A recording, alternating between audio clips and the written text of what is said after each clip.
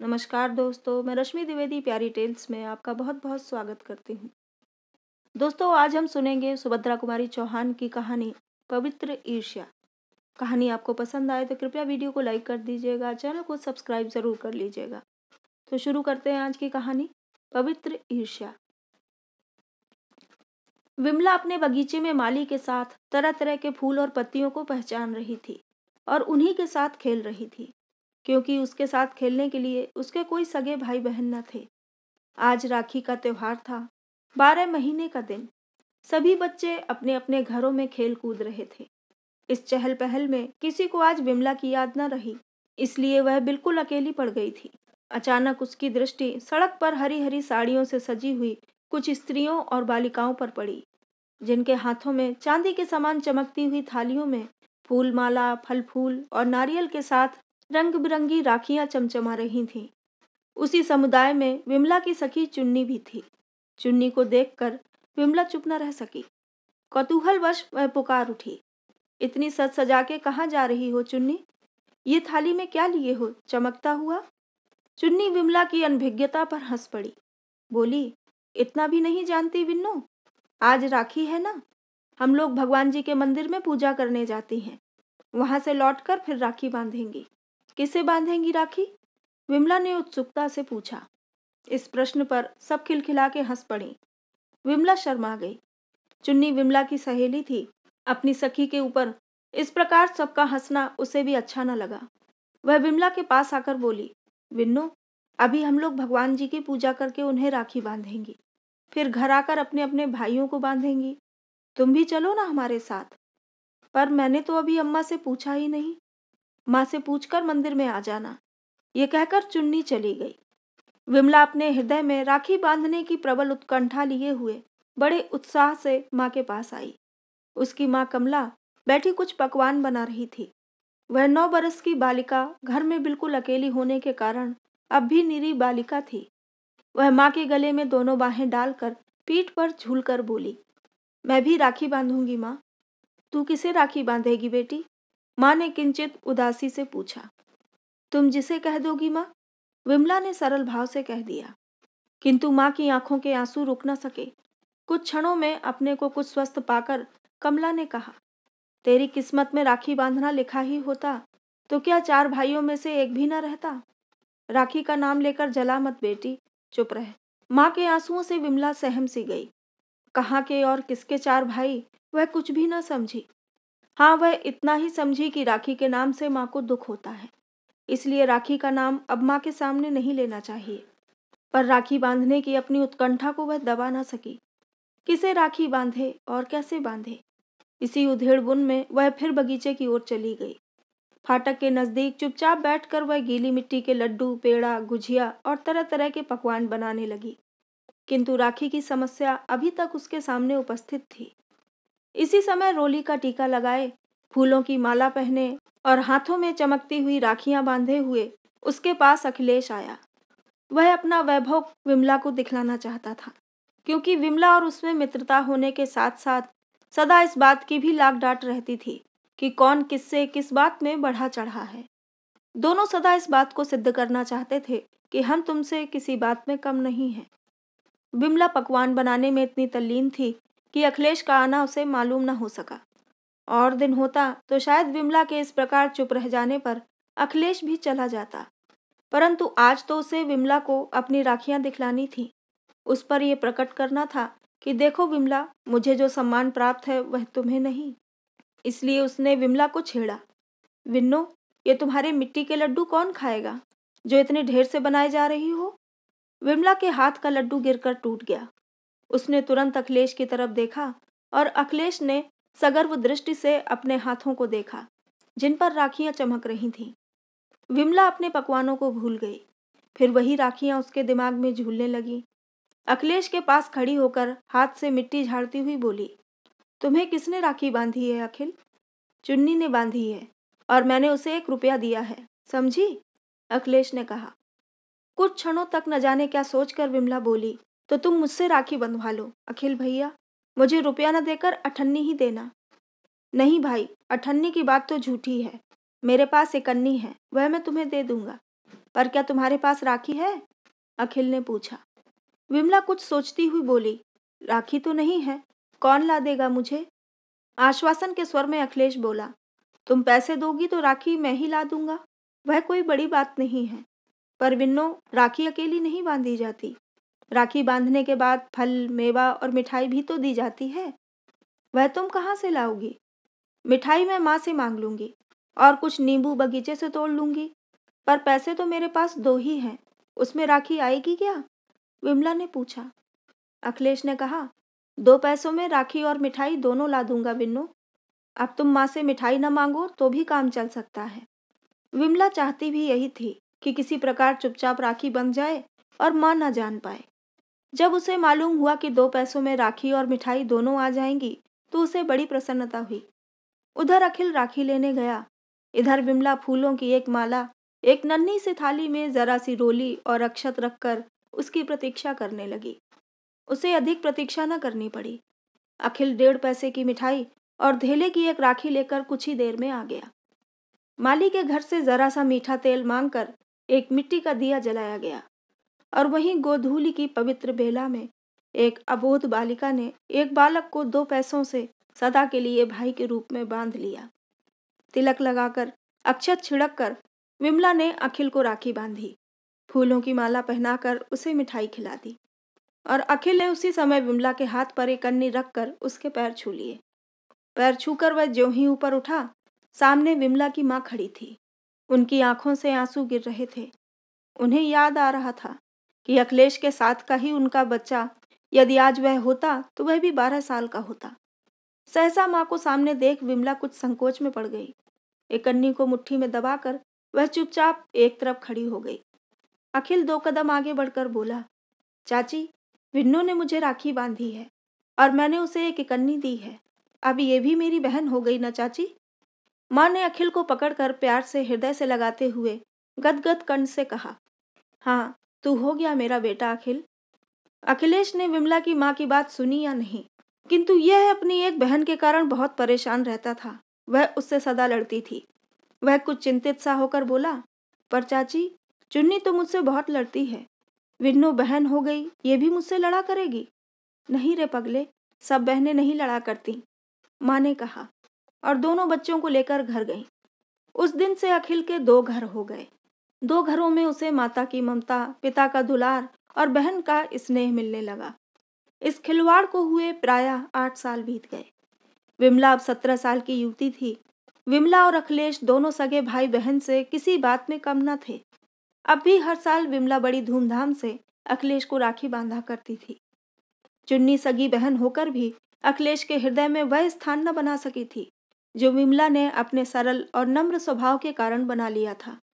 विमला सरी की बहन पर अखिलेश को उसी प्रकार गर्व था जिस प्रकार विमला को अखिलेश के समान सुशील, तेजस्वी और मनस्वी भाई के पाने पर था।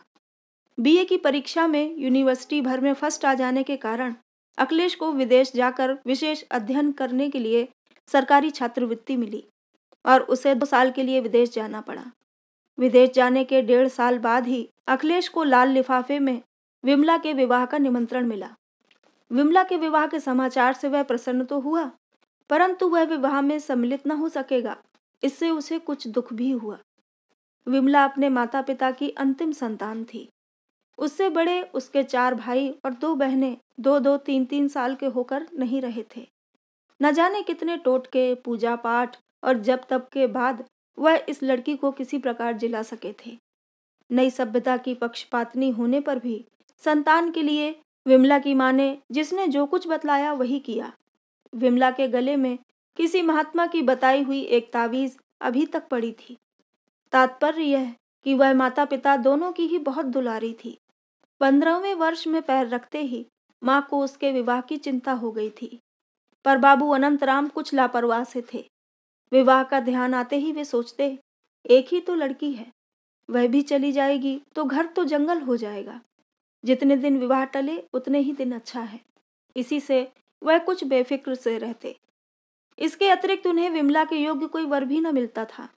वर तो घर मन का न होता और घर अच्छा मिलता तो वर में कोई न कोई बात ऐसी रहती जिससे वह विवाह करने में कुछ हिचकते थे।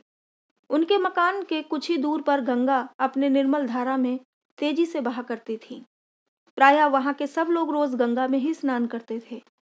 विमला भी अपनी माँ के साथ रोज गंगा नहाने जाती थी। एक दिन प्रातःकाल दोनों माँ बेटी नहाने गई थीं। अचानक विमला का पैर फिसला और वह बह चली। माँ पुत्री को बचाने के लिए आगे बढ़ी, किंतु बचाना तो दूर, वह स्वयं भी बहने लगी। घाट पर किसी व्यक्ति की नजर उन पर नहीं पड़ी, इसलिए दोनों माँ बेटी बहती हुई पुल के नजदीक पहुंच गईं। पुल के ऊपर से कुछ कॉलेज के विद्यार्थी घूमने निकले थे। एक की नजर इन असहाय स्त्रियों पर पड़ी। वह फौरन कूद पड़ा। बहुत अच्छा तैराक होने के कारण अपने ही बाहुबल पर वह दोनों माँ बेटी को बाहर निकाल लाया। उसकी सहायता के लिए दूसरे विद्यार्थी भी घाट पर आ गए थे। कोई डॉक्टर के लिए दौड़ा और कोई मोटर के लिए। कुछ देर में माँ तो होश में आ गई, पर विमला स्वस्थ न हुई। इसी बीच अनंतराम जी के पास भी खबर पहुंची। वे भी दौड़ते हुए आए। कमला और विमला अभी तक नहाकर वापस न गई थीं। उन्हें रह रहकर आशंका हो रही थी कि कहीं वे ही न हों। घाट पर पहुंचकर देखा तो आशंका सत्य निकली। मोटर पर कमला और विमला को बैठाकर वे घर आए। वे अपने उपकारी उस विद्यार्थी को भी न भूले जिसने उनकी स्त्री और कन्या को डूबने से बचाया था। अनंतराम जी के आग्रह से विनोद को भी उनके घर तक आना पड़ा। विमला कई दिनों तक बीमार रही। विनोद प्रायः रोज उसे देखने आता रहा। इस बीच में अनंतराम ने विनोद का सब हाल मालूम कर लिया और उन्होंने विनोद को सब प्रकार से विमला के योग्य समझा। उन्होंने ईश्वर को कोटिशः धन्यवाद दिए जिसने घर बैठे विमला के लिए योग्य पात्र भेज दिया था। विनोद बसंतपुर का निवासी था और यहाँ कॉलेज में एमए फाइनल में इसी साल बैठने वाला था। परिवार में पिता को छोड़कर और कोई न था। पिता डिप्टी कलेक्टर और बसंतपुर के प्रसिद्ध रईस थे। विनोद स्वयं बहुत सुंदर, स्वस्थ, तेजस्वी और मनस्वी नवयुवक था। अन्य नवयुवकों की तरह उसमें उच्छृंखलता नाम मात्र को न थी। वह विमला को देखने आता था अवश्य, पर जब तक अनंतराम जी स्वयं उसे अपने साथ लेकर भीतर न जाते, वह कभी अंदर न जाता। उसके इस व्यवहार और अध्ययनशीलता तथा उसकी विद्या और बुद्धि पर अनंतराम और उनकी स्त्री दोनों ही मुग्ध थे और इसीलिए अपनी प्यारी पुत्री को उन्होंने विनोद को सौंप दिया। विनोद भी विमला के शील स्वभाव पर मुग्ध था। इससे पहले उसने विवाह की तरफ सदा अनिच्छा ही प्रकट की थी, किंतु विमला के साथ जो विवाह का प्रस्ताव हुआ तो उसे वह टाल न सका, प्रसन्नता से स्वीकार ही किया। विनोद विमला को इतना अधिक चाहते थे कि विवाह के बाद वह 2-3 महीने तक माँ के घर वापस न आ सके। विनोद उसे रोकते न थे, पर विमला जानती थी कि उसके जाने के बाद उन्हें कितना बुरा लगेगा। माता पिता से मिलने के लिए कभी कभी वह बहुत विकल भी हो जाती थी। उसकी इस विकलता से विनोद को भी दुख होता था, किंतु वह विमला का क्षणिक वियोग भी सहने को तैयार न था। यहाँ तक कि उसने अपने मित्रों से मिलना जुलना बंद सा कर रखा था। उसका अधिकांश समय उसके शयनागार में ही बीतता। वहीं वह पढ़ते लिखते और विमला वहीं उनकी आंखों के सामने रहती। विवाह के 3 महीने बाद विनोद के पिता की बदली उसी शहर में हो गई जहां विमला का मायका था। विमला और विनोद दोनों ही इससे प्रसन्न हुए। अब विमला को माता पिता से मिलने की भी सुविधा हो गई और विनोद का भी साथ न छूटता था। अब वह प्रायः दूसरे तीसरे दिन घंटे 2 घंटे के लिए आकर अपने माँ बाप से मिल जाया करती थी।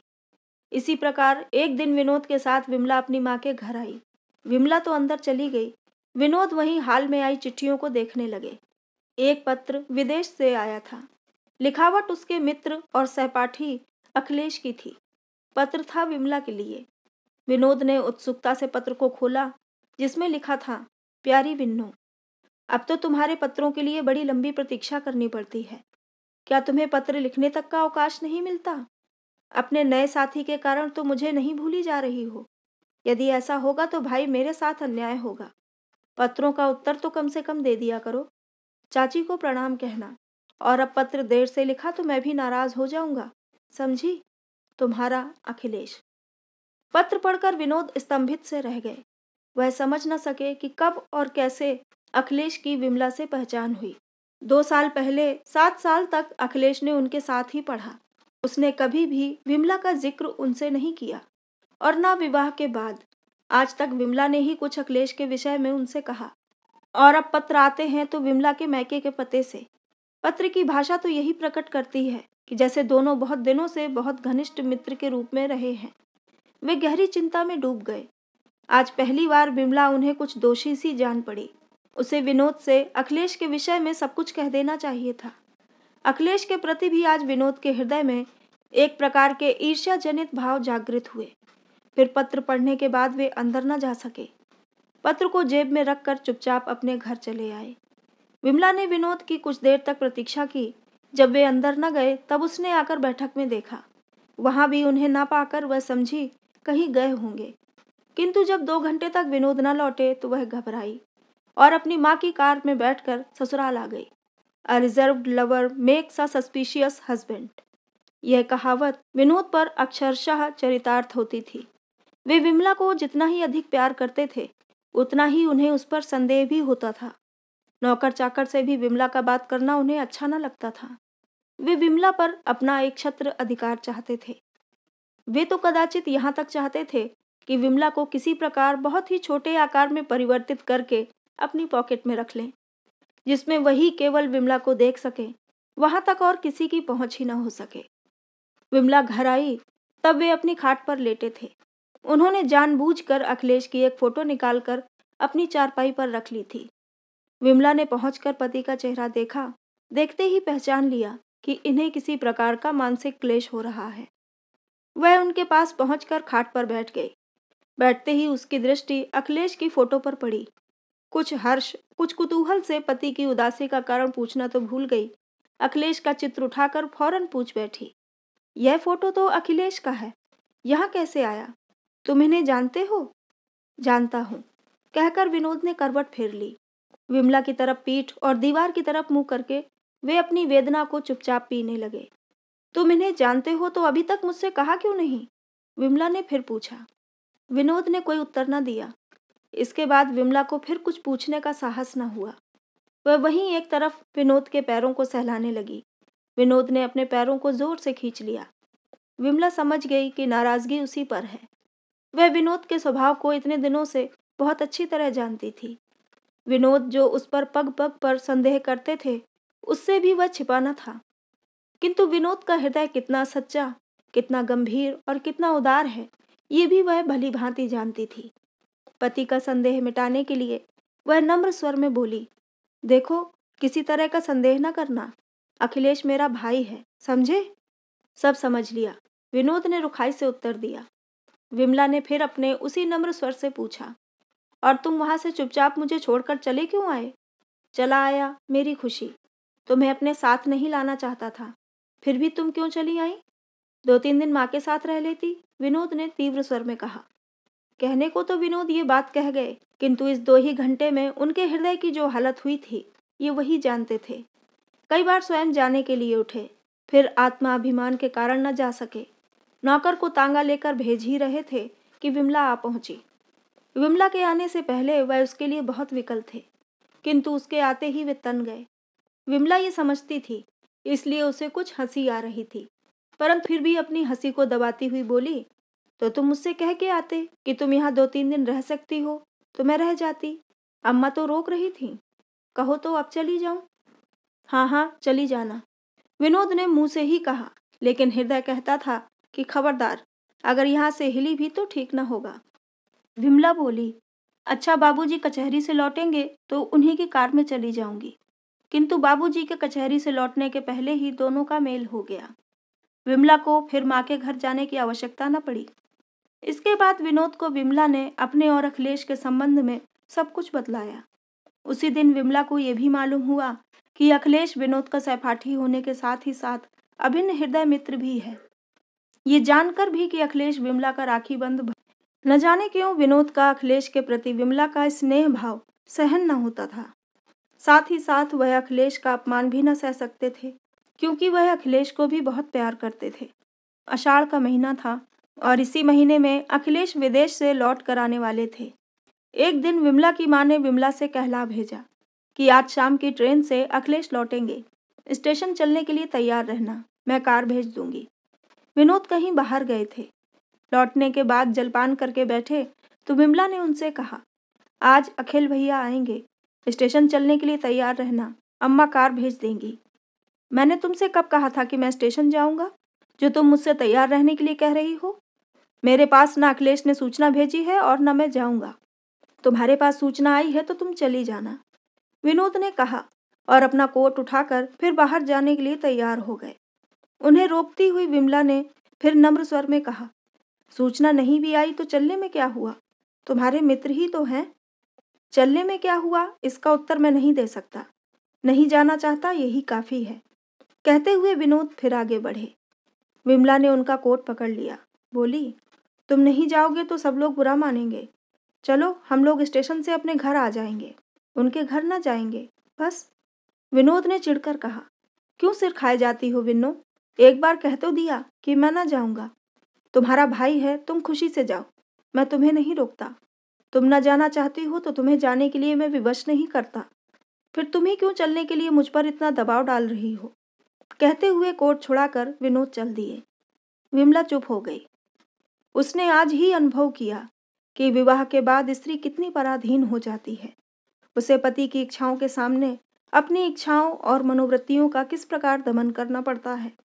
वह जानती थी कि विनोद बार बार जाने के लिए कहते हैं अवश्य, पर यदि वह सचमुच चली जाए तो उन्हें कितनी मानसिक वेदना होगी। उसके जाने का परिणाम कितना भयंकर होगा। नियत समय पर कार आई, पर विमला उतरकर नीचे भी न गई।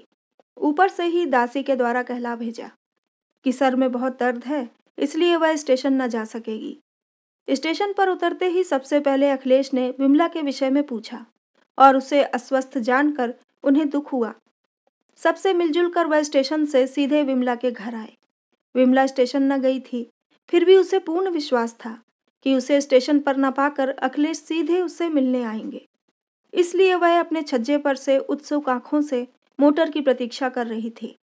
उसने अपनी माँ की मोटर दूर से देखी और दौड़कर नीचे आ गई।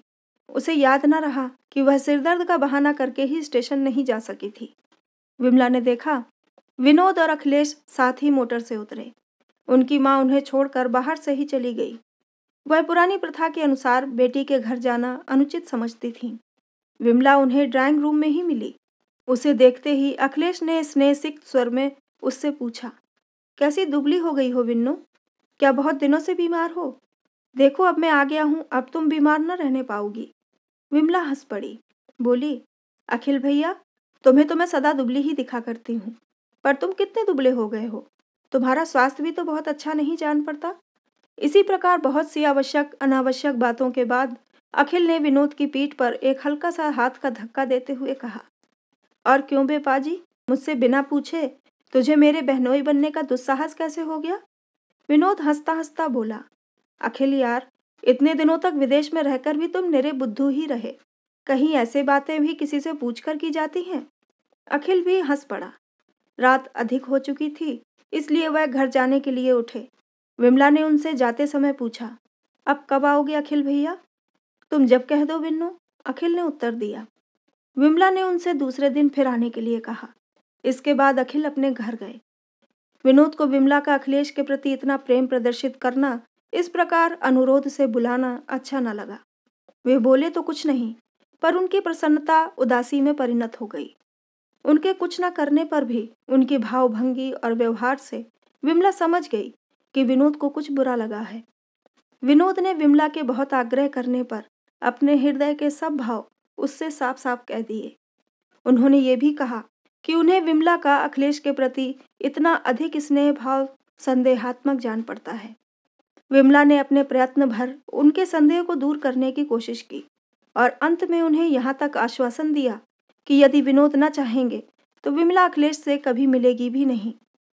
किंतु इतने वर्षों का संबंध कुछ घंटों में ही तोड़ देना बहुत कठिन है। दूसरे दिन अखिलेश के आते ही विमला ये भूल गई कि रात के समय क्या क्या बातें हुई थीं। वह फिर अखिलेश से उसी प्रकार प्रेम से बातें करने लगी, किंतु कुछ ही क्षण बाद विनोद की मुखाकृति ने रात की बातों की याद दिला दी। वह कुछ गंभीर हो गई। उसकी आंखें करुणा और विवशता से छलक आईं। विमला की आंखों में करुणा का आविर्भाव होना स्वाभाविक ही था। वह हृदय से दुखी थी। उस पर जो संदेह था वह निर्मूल था। वह जिस मर्मांतक पीड़ा का अनुभव कर रही थी, उसे वही समझ सकता है जिसका पवित्र संबंध कभी संदेह की दृष्टि से देखा गया हो। विमला प्रयत्न करने पर भी अपनी आंखों की करुणा न छिपा सकी। उसने एक दो बार अखिलेश की ओर देखा और थोड़ी बातचीत भी की, किंतु अपनी विवशता या कातरता प्रकट करने के लिए नहीं, किंतु ये प्रकट करने के लिए कि उसके इस व्यवहार और उदासीनता से अखिलेश ये न समझ बैठे कि उनका किसी प्रकार का अपमान हुआ है। विमला की दृष्टि और व्यवहार से विनोद का संदेह और बढ़ गया। वे विमला की प्रत्येक भावभंगी को बड़े ध्यान से देख रहे थे, और जितना ही वे उस पर विचार करते, उनका संदेह गहरा होता जाता।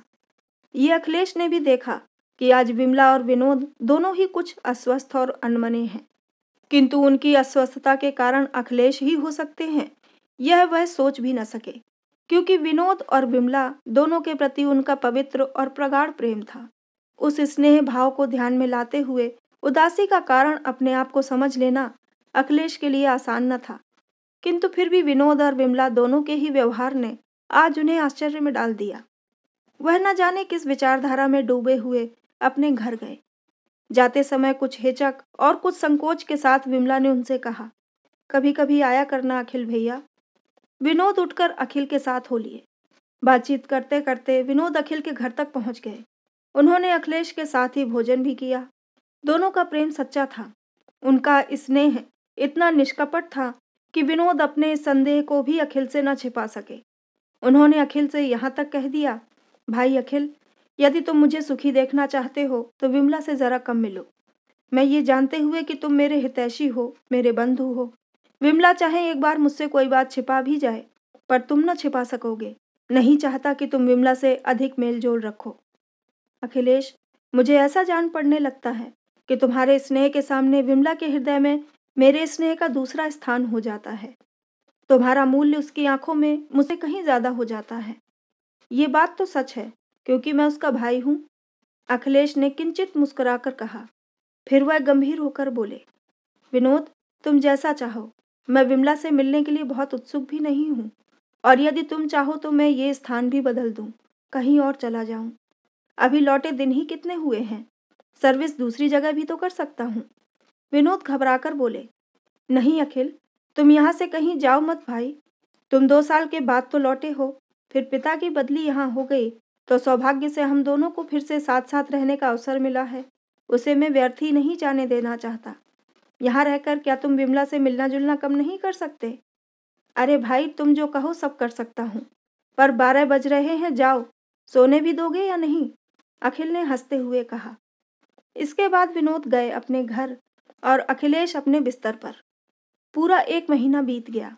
न अखिलेश आए और न विमला से उनकी कभी मुलाकात ही हुई। विमला इस बीच कई बार अपनी माँ के घर भी आ जा चुकी थी, किंतु अखिलेश से वहां भी न मिल सकी। वह हृदय से तो अखिलेश से मिलना चाहती थी, पर मुंह से कुछ कहने का साहस न होता था। एक दिन वह माँ के साथ घर जा रही थी कि रास्ते में उसे अखिलेश कहीं जाते हुए दिखे। विमला का हृदय बड़ी जोर से धड़कने लगा। एक बार उसकी तबीयत हुई कार रुकवाकर अखिलेश से उसके इस प्रकार ना आने का कारण पूछ ले, किंतु दूसरे ही क्षण उसे ख्याल आ गया कि वह अखिलेश के ना आने का कारण पूछ तो लेगी, किंतु इस तनिक सी बात का मूल्य उसे कितना अधिक चुकाना पड़ेगा। अपनी प्रसन्नता अप्रसन्नता की उसे उतनी परवाह न थी। विनोद की शांति न जाने कितने समय के लिए भंग हो जाएगी। उनकी मानसिक वेदना का विचार आते ही उसने कार बढ़वा ली, रुकी नहीं। पर उस दिन अखिलेश को वह दिन भर भूल न सकी। उसे वह दिन याद आ रहा था जिस दिन उसने 2 पैसे में अखिलेश को भाई के रूप में बांधा था। इसी प्रकार कुछ दिन और बीत गए। राखी का त्योहार आया। विमला आज अपने भ्रातृ प्रेम को न रोक सकी। वैसे वह चाहती तो माँ के घर जाकर वहां अपनी माँ के द्वारा अखिलेश को बुलवा सकती थी, किंतु विनोद से छुपाकर वह कुछ भी न करना चाहती थी। इसलिए वह विनोद के पास आकर कुछ संकोच के साथ बोली, आज राखी है, तुम मुझे अखिलेश भैया के घर ले चलना, मैं उन्हें राखी बांध आऊंगी। विनोद किसी पुस्तक को एकाग्र चित्त से पढ़ रहे थे। विमला की बात कदाचित बिना सुने ही उन्होंने सिर झुकाए ही झुकाए कह दिया, अच्छा। विमला को मुंहमांगा वरदान मिला। उसने आगे और कोई बातचीत न की। कौन जाने बातचीत के सिलसिले में कोई बहस छिड़ जाए और वह अखिलेश को राखी बांधने न जा सके। आज विमला बहुत प्रसन्न थी। उसने कई तरह के पकवान जो अखिलेश को अच्छे लगते थे अपने हाथ से बनाए, तरह तरह के फल मंगवाए और शाम को राखी बांधने के लिए जाने की तैयारी करने लगी। एक दासी द्वारा उसने अखिलेश के पास संदेशा भिजवा दिया कि आज शाम को 6 बजे हम दोनों अखिल भैया से मिलने आएंगे। वे घर ही रहें, कहीं जाए नहीं। इस संदेश से अखिल को कुछ आश्चर्य न हुआ, क्योंकि उस दिन राखी थी। विमला दिन भर बड़ी उमंग और उत्सुकता से संध्या की प्रतीक्षा करती रही, किंतु शाम को जब 6 बज गए और विनोद ने अपनी पुस्तकों पर से सिर न उठाया, तो धीरे से जाकर वह विनोद के पास बैठ गई। विनोद ने सप्रेम दृष्टि से विमला की ओर देखकर कहा, कहो विन्नो रानी, आज कुछ खिलाओगी नहीं? विमला ने तुरंत अपने बनाए हुए कुछ पकवान तश्तरी में लाकर रख दिए। विनोद ने उन्हें खाया। विनोद को इतना प्रसन्न देखकर विमला का साहस बढ़ गया था। बोली, देखो 6 से 6:30 बज गए। अखिल भैया के घर अब कब चलोगे? विनोद की हंसी कुछ मिश्रित उदासीनता में परिणत हो गई। दृष्टि का प्रेम भाव तिरस्कार में बदल गया। कुछ क्षण तक चुप रहकर वे रूखे स्वर में बोले, मैं तो न जाऊंगा, तुम जाना चाहो तो चली जाओ। विमला को जैसे काट सा मार गया। वह विनोद के इस भाव परिवर्तन को समझ न सकी। कुछ चिढ़कर बोली, तुम्हें सवेरे ही कह देना था कि न चलेंगे, तो मैं खबर ही न भिजवाती। मैंने तो नहीं कहा था कि मैं तुम्हारे साथ अखिल के घर चलूंगा, पर तुमने खबर भिजवा दी है तो चली जाओ, मैं रोकता नहीं। हाँ, एक बार नहीं अनेक बार मैं तुम पर यह प्रकट कर चुका हूँ कि अखिल से तुम्हारा मिलना जुलना मुझे पसंद नहीं है। फिर भी तुम जैसे उनके लिए व्याकुल सी रहा करती हो। यदि तुम्हें मेरी मानसिक वेदनाओं का कुछ ख्याल नहीं है तो जाओ, पर मुझे क्यों अपने साथ घसीटना चाहती हो? विमला सिहर उठी। कुछ देर बाद अपने को संभाल कर बोली, अखिल भैया से ही क्या, तुम न चाहोगे तो मैं अम्मा और बाबूजी से भी न मिलूंगी। विनोद ने विमला की बात का कुछ भी उत्तर नहीं दिया और बाहर चले गए। बाहर दरवाजे पर ही उन्हें उनकी मित्र की बहन अंतो मिली, जो उनको भी बहुत ज्यादा चाहती थी। भाई की ही तरह वह उन्हें राखी बांधने आई थी। विनोद इस समय किसी अतिथि के स्वागत के लिए तैयार न थे, विशेषकर स्त्री हो तब। अभी अभी वह विमला को अखिल से न मिलने के लिए तेज बातें कह चुके थे। दूसरे ही क्षण किसी दूसरी स्त्री के साथ, जो विनोद की वैसी ही बहन हो जैसी विमला अखिल की, विमला के पास जाने में उन्हें कुछ संकोच सा हुआ, पर वह अंतों को टाल भी तो न सकते थे। वह उसे लिए हुए विमला के पास जाकर जरा कोमल स्वर में बोले, विन्नो, ये अंतो राखी बांधने आई हैं, इन्हें बैठा लो। विमला ने उठकर आदर और प्रेम से अंतो को बैठाया तो अवश्य, पर कुछ अधिक बातचीत न कर सकी। अंतो विनोद के ही पास बैठकर इधर उधर की बातें करने लगी। विमला ने उनकी बातचीत में किसी प्रकार हिस्सा न लिया, यहाँ तक कि उनसे कुछ दूर बैठकर पान बनाने लगी। और दिन होता तो शायद विनोद से अधिक विमला ही अंतों से बातचीत करती, किंतु आज वह बड़ी व्यथित सी थी, इसलिए चुप रही। उसकी इस उदासीनता से विनोद ने अंतों का अपमान, घर में आई हुई एक स्त्री अतिथि का अपमान समझा। वे मन ही मन चिढ़ उठे, पर कुछ बोले नहीं। राखी की रस्म अदा होने पर विमला अंतो और विनोद दोनों के लिए थालियां परोस लाई। अंतो ने विमला से भी भोजन करने का आग्रह किया, किंतु तबीयत ठीक न होने का बहाना करके विमला ने भोजन करने से इनकार कर दिया। अब विनोद भी अपने क्रोध को न संभाल सके। तिरस्कार सूचक स्वर में बोल उठे, तबीयत क्यों खराब करती हो? अब भी समय है, राखी बांधने चली जाओ। अंतु कुछ समझी नहीं, मुस्कुराकर बोली, राखी बांधने कहाँ जाओगी भौजी? चलो खाना पहले खा लो, फिर चली जाना। विमला तो कुछ न बोली, पर विनोद फिर उसी स्वर में बोले, तुम क्या जानो अंतो, आदमी तो वह जो इशारे से समझ जाए। आज त्योहार का दिन और ये जाएंगी अखिलेश के घर उसे राखी बांधने। जो लोग अपने घर आवेंगे वे कदाचित दीवारों से बातचीत करेंगे। और फिर क्या अखिलेश को ये घर मालूम नहीं है? चाहते तो आना सकते थे। अंतो कुछ घबरा सी उठी, बोली, जाने भी दो विनोद भैया, त्योहार के दिन गुस्सा नहीं करते। विमला चुपचाप हाथ में सरौता सुपारी ज्यों की त्यों लिए बैठी थी। पान सामने पड़े थे, उसकी आंखों से बरबस आंसू गिरे जा रहे थे। विनोद को विमला का यह बर्ताव बहुत खल रहा था। अंतों की बात के उत्तर में वह फिर उसी क्रोध भरे स्वर में बोले, त्योहार के दिन गुस्सा तो नहीं किया जाता अंतो, पर रोया जाता है। सो मैं अपनी किस्मत को रोता हूँ। पिताजी ने न जाने कब का बैर निकाला, जो नाहक ही बैठे बिठाए मेरे गले में ये बला बांध दी। देख रही हो ना, खाना इसी प्रकार तो खिलाया जाता है। हमारे सामने थालियां परोस कर वे आंसू बहा रही हैं, तो हम लोग भी मर भूखे नहीं हैं। खाना दूसरी जगह भी तो खा सकते हैं। कहते हुए विनोद अंतों का हाथ पकड़कर थाली पर से उठ गए। विमला ने किसी को रोका नहीं। उसकी मानसिक स्थिति पागलों से भी खराब थी। उसने राखियों को उठाकर दूर फेंक दिया। फल और मिठाई उठाकर नौकरों को दे दी। माला को मसल कर दूर फेंक कर वह खाट पर गिर पड़ी और फूट फूट कर रोने लगी। अखिल का पवित्र प्रेम, उसका मधुर व्यवहार, उन दो नन्हे नन्हे अबोध बच्चों के द्वारा राखी का अभिनय, एक एक करके अतीत की सब स्मृतियां उसके सामने साकार बनकर खड़ी हो गईं। आज उसकी वही स्नेहलता, जिसे दो नन्हे नन्हे अबोध बालकों ने अपनी पवित्रता पर आरोपित किया था, तरुण हृदयों ने अपनी दृढ़ता से मजबूत बनाया था, एक मिथ्या संदेह के आधार पर निर्दयता से कुचली जा रही थी। विमला कांप उठी। वह पलंग पर उठकर बैठ गई और अपने आप ही बोल उठी, हे ईश्वर, तू साक्षी है। यदि मैं अपने पथ से जरा भी विचलित हूं तो मुझे कड़ी से कड़ी सजा देना। पतिव्रत धर्म, स्त्री धर्म तो यही है ना कि पति की उचित अनुचित आज्ञाओं का चुपचाप पालन किया जाए। वह मैं कर रही हूँ विधाता, पर इतने पर भी यदि मेरी दुर्बल आत्मा अपने किसी आत्मीय के लिए पुकार उठे तो मुझे अपराधिनी न प्रमाणित करना। इसी समय माँ की भेजी हुई मिश्रानी फल, मिठाई और मेवा इत्यादि लेकर आई। विमला भरी तो बैठी ही थी, मिश्रानी को देखते ही बरस पड़ी। अपने क्रोध भरे स्वर में कहा, मिश्रानी, ये सब क्यों ले आई हो? ले जाओ, मैं क्या करूंगी लेकर? माँ से कहना मेरे लिए कुछ भेजा ना करें। समझ लें आज से विन्नू मर गई। मिश्रानी कुछ देर तक स्तंभित सी खड़ी रही। उसकी समझ में ना आया कि क्या करे। विमला को इस रूप में उसने कभी ना देखा था।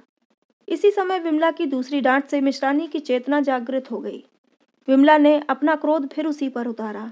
बोली, जाती हो कि खड़ी ही रहोगी? बेचारी मिश्रानी को कुछ कहने का साहस न हुआ। डरते डरते थाली वहीं मेज पर धीरे से रखकर वह जाने लगी। विमला ने पुकारा, ये थाली उठा लिए जाओ मिश्रानी।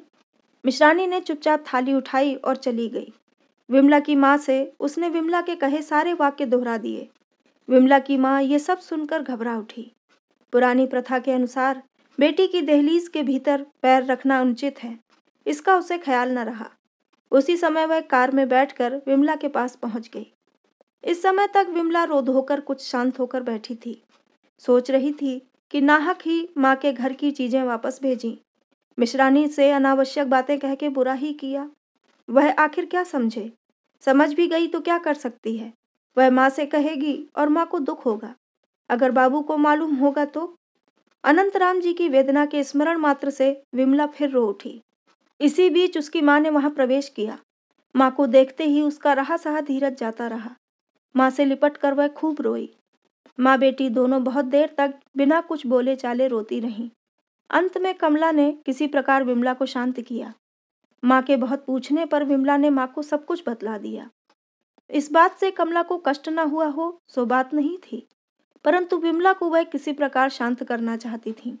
इसलिए अपनी मार्मिक वेदना को हृदय में ही छिपाकर वह शांत स्वर में विमला को समझाती हुई बोली, बेटी, विनोद की बातों का तुम्हें बुरा न मानना चाहिए। इतना तो समझा करो कि वे तुम्हें कितना अधिक प्यार करते हैं। तुम्हारे ऊपर यदि विनोद का इतना अधिक स्नेह ना होता तो वे तुम्हारी इतनी नन्ही नन्ही बातों को इतनी बारीकी से देखते भी तो नहीं।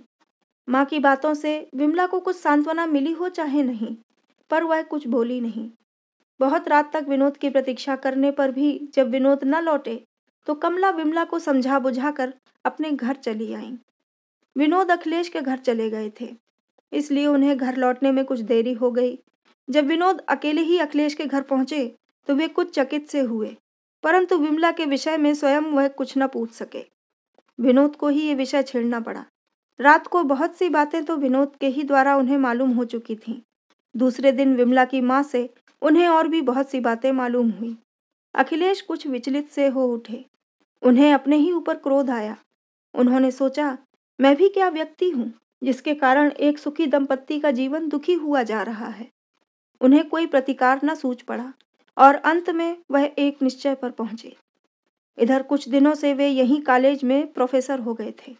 उन्होंने एक पत्र कॉलेज के प्रिंसिपल को लिखा और दूसरा लिखा विनोद के लिए। कॉलेज का पत्र उसी समय कॉलेज भेजकर दूसरा पत्र नौकर को देकर समझा दिया कि शाम को वह विनोद को दे आए।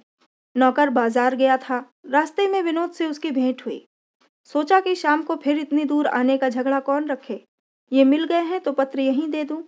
चिट्ठी निकाल विनोद को देकर वह आगे निकल गए। पत्र पढ़ते ही विनोद घबरा गए।